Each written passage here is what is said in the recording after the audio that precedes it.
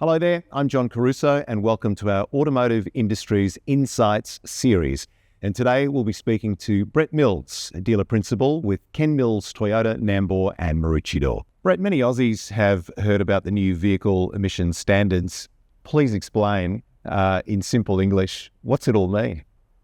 Okay, in simple English, first thing is that the emissions standard is imposed upon the importers of new vehicles, so those who import new vehicles into Australia.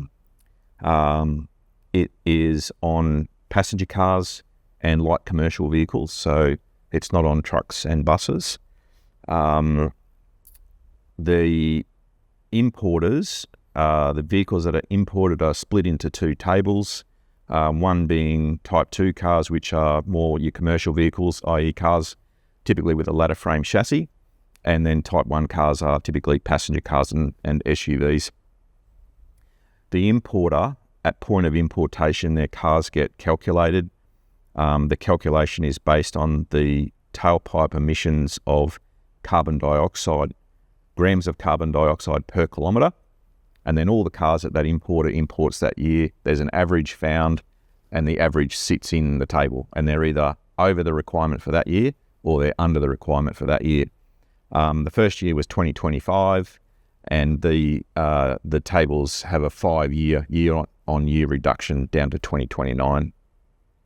And again, what does that mean? Because it sounds quite complex in terms of its calculation, imports, and then what happens at a retail level. What does that mean for the consumer? What it means for the consumer is that you're seeing already manufacturers deploy strategies to meet the market, i.e. supply the cars that people want to buy.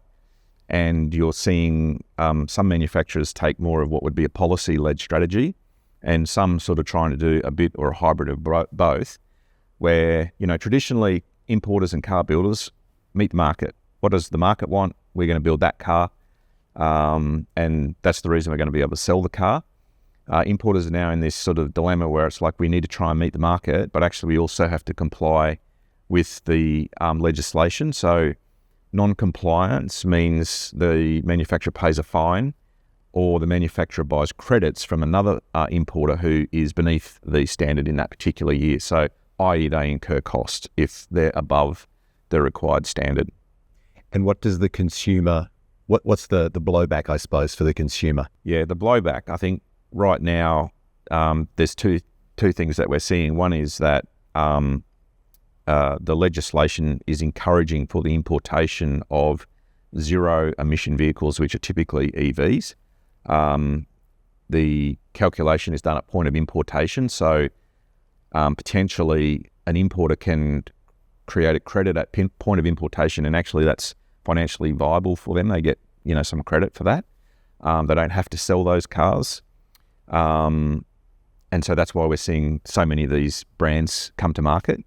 The potential negative for the consumers, particularly over the next few years, is that what the market's saying it wants to buy, those cars typically are not going to comply with the CO2 emissions sort of either now or at least in the coming years.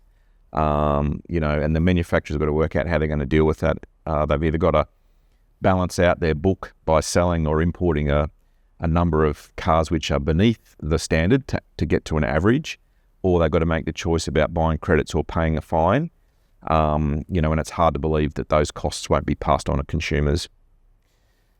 We're seeing, if I took a really high-level view of what's happening now, we're seeing this create what I think a lot of importers see as market opportunity. So we're seeing the number of brands go up. We've got nearly 90 brands in Australia, which is one of the most crowded markets in the world.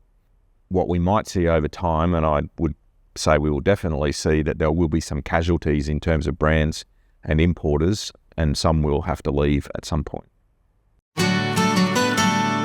Toyota.